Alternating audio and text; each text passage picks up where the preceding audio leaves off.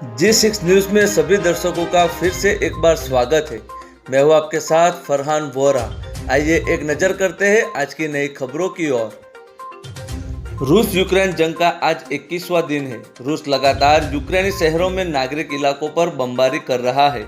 Ukraine के दूसरे बड़े शहर खार्किव में रूसी सेना की गोलीबारी में कम से कम 500 नागरिक मारे गए हैं। शहर की इमरजेंसी सर्विसेज एजेंसी ने आंकड़ा जारी करते हुए कहा, मौत का आंकड़ा अभी और बढ़ सकता है। दूसरी तरफ रूसी हमले से निपटने के लिए अमेरिकी राष्ट्रपति जो बाइडेन यूक्रेन को करीब 6,204 करोड़ रुपए यानी $800 मिलियन की मदद देने की तैयारी कर रहा है। वहीं यूक्रेन के राष्ट्रपति जेलेंस्की आज अमेरिकी कांग्रेस को संबोधित करेंगे। यूक्रेन पर रूस के हमले शुरू हुए 20 दिन हो चुके हैं। इस दौरान 20 लाख से अधिक लोग यूक्रेन से पड़ोसी देश पोलैंड पहुंचे हैं। पोलैंड यूक्रेन का बड़ा पड़ोसी देश और दोनों देशों के बीच 535 किलोमीटर लंबी जमीनी सीमा है। हाल में रूस ने पोलैंड सीमा के पास बड़ा हमला किया है। इसके बाद मंगलवार रात पोलैंड के प्रधानमंत्री मातेउज ट्रेन से यूक्रेन की राजधानी कीव पहुंचे। गौरतलब है कि कीव रशियन सेनाओं से घिरा हुआ है। उनके साथ चेक गणराज्य और स्लोवेनिया के प्रधानमंत्री भी थे। यूपी में 10 मार्च को एक बार फिर भाजपा सरकार बन गई। दोपहर तक योगी मोदी के अलावा एक और नाम चर्चा में था, वो था बुलडोजर। बीते 5 साल में योगी सरकार ने अतीक अहमद, मुख्तार अंसारी से लेकर 25 माफियाओं की संपत्तियों पर बुलडोजर चलवाया। इन ठिकानों पर कार्रवाई के बाद करीब 1500 करोड़ की अवैध संपत्तियां जब्त की गई। अभी भी सिलसिला थमा नहीं है।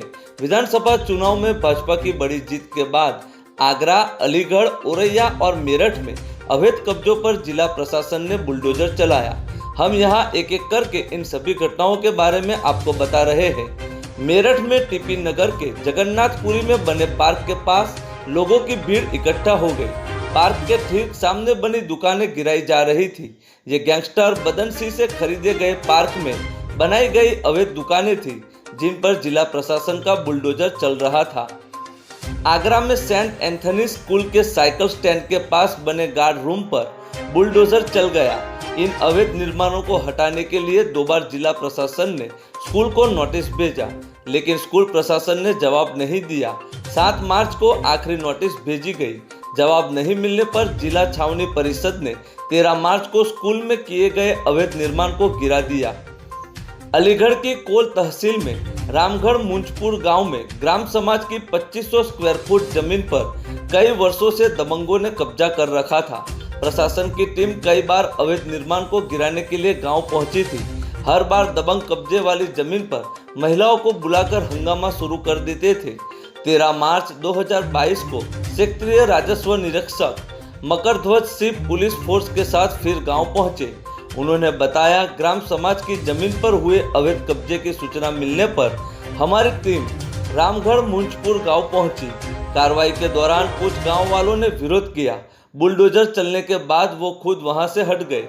इस जमीन की कीमत लगभग 1.25 करोड़ रुपए है। औरैया में मोहम्मदाबाद ग्राम पंचायत में कई दिनों से चक्रोड़ बनने का काम अटका हुआ था। दरअसल ग्राम पंचायत की जिस जमीन पर यह चक्रोड़ बननी थी, वहां कुछ दबंगों ने अवैध कब्जा कर लिया था। गांव की महिलाओं को कहने पर लेखपाल शिवम राजपूत ने गांव में चक्रोड़ का काम शुरू करवाया, लेकिन हंगामा हुआ तो काम बीच में ही रोक दिया गया। 15 मार्च को सूचना मिलने पर तहसीलदार प्रकाश चौधरी पुलिस फोर्स के साथ गांव पहुंचे। इस दरमियान गांव में बीच रास्ते पर अवैध तरीके से बनाए गए शौचालय को 1 घंटे में बुलडोजर से गिरा दिया। चुनाव में हार मिलते ही अखिलेश के साथियों ने गठबंधन की कमियां बताना शुरू कर दिया है।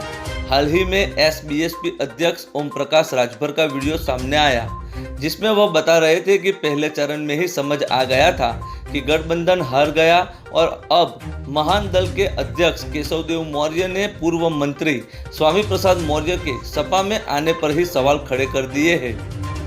केशवदेव मौर्य का कहना है कि बेटी बीजेपी में हो और पिता सपा में आ जाए, यह कैसे हो सकता है?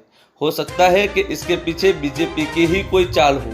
केशवदेव मौर्य ने कहा कि सपा में स्वामी के आ जाने के बाद ओवर कॉन्फिडेंस बढ़ा, इस वजह से गठबंधन की हार हुई। केशवदेव मौर्य ने कहा कि मैंने अखिलेश यादव को चुनाव की पूरी रिपोर्ट दे दी है। उनका कहना है कि गलतियां हुई है, आगे उस पर ध्यान दिया जाएगा। इसके साथ ही लोकसभा चुनाव को लेकर भी बात हुई। केशव ने कहा कि बीएसपी पूरी तरह बीजेपी की मदद कर रही थी, इस वजह से हम लोगों को नुकसान हुआ। कुछ सीटों पर 1 लाख वोट मिलने के बावजूद गठबंधन चुनाव हार गया। आज पंजाब आप अध्यक्ष भगवत मान प्रदेश के 17वें मुख्यमंत्री बन गए। शहीद भगत सिंह के पैतृक गांव खटकड़ कला में भव्य शपथ ग्रहण समारोह आयोजित किया गया। गवर्नर बनवारीलाल पुरोहित ने भगवत मान को पद की शपथ दिलाई। इसके बाद भगवत मान ने गुलदस्ता और भेंट सॉल्व करके गवर्नर पुरोहित को सम्मानित किया। शपथ ग्रहण समारोह के लिए करीब 13 एकड़ में पंडाल लगाया गया था, जिसमें 3 बड़े बड़े मंच बनाए गए थे। पहले मंच पर नए मुख्यमंत्री भगवत मान और गवर्नर बीएल पुरोहित बैठे। दूसरे पर सीएम अरविंद केजरीवाल नजर आए।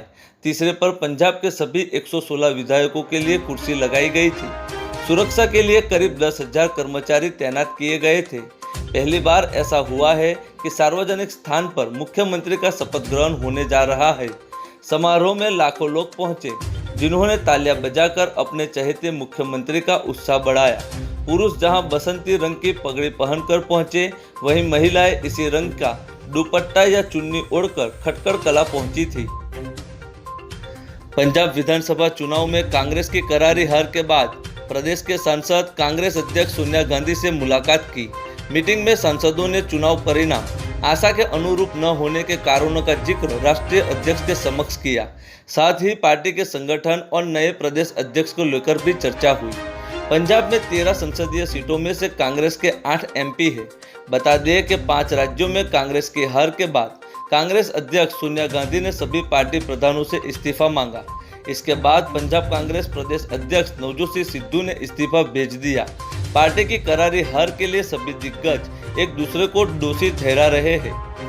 पार्टी गुटबाजी के चलते केवल 18 विधानसभा सीटें ही जीत पाई थी, जबकि विधानसभा चुनाव 2017 में कांग्रेस ने 78 सीटें जीती थी। अब की बार कांग्रेस के सीएम चरणजीत सिंह चन्नी दोनों विधानसभा सीटों से हार गए। वहीं नवजोत सिंह सिद्धू को भी हार का सामना करना पड़ा।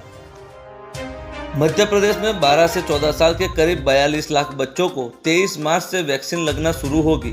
इसे लेकर मंगलवार को एनएचएम और स्कूल शिक्षा विभाग ने प्लान तैयार किया। राज्य टीकाकरण अधिकारी डॉक्टर संतोष शुक्ला के अनुसार इन बच्चों को स्कूल में ही वैक्सीन लगाई जाएगी। स्कूल में कैंप लगाकर कोरोना से बचाव का टीका लगाया जाएगा। महिला वर्ल्ड कप के 15वें मैच में इंग्लैंड ने भारत को 4 विकेट से हरा दिया है। इंग्लैंड के सामने 135 रन का टारगेट था, जिसे टीम ने 31.2 ओवरों में 6 विकेट खोकर हासिल कर लिया। जीत में नाबाद 53 रन बनाने वाली कप्तान हेदर नाइट टॉप स्कोरर रही। टूर्नामेंट में लगातार 3 हार के बाद डिफेंडिंग चैंपियन इंग्लैंड की ये पहली जीत है। इससे पहले टॉस हारकर पहले बैटिंग करने उतरी टीम इंडिया 135 ही रन बना सकी और 36.2 ओवरों में ऑल आउट हो गई। स्मृति मंधाना 35 रन बनाकर टॉप स्कोरर रही, जबकि रूसा घोष ने 33 रन बनाए। इंग्लैंड की ओर से चार्लोट डीन ने सबसे ज्यादा 4 विकेट चटकाए। मौजूदा टूर्नामेंट में भारतीय टीम की ये दूसरी हार है।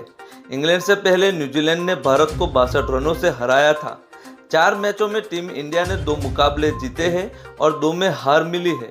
टीम अभी भी पॉइंट्स टेबल में 4 अंकों के साथ तीसरे पायदान पर मौजूद है। वहीं इंग्लैंड के 4 मैचों में 1 जीत के साथ पॉइंट्स टेबल में 7वें नंबर पर आ गई है। आज के लिए बस इतना ही। कल फिर मिलेंगे नई खबरों को लेकर। देखना ना भूले G6 न्यूज़।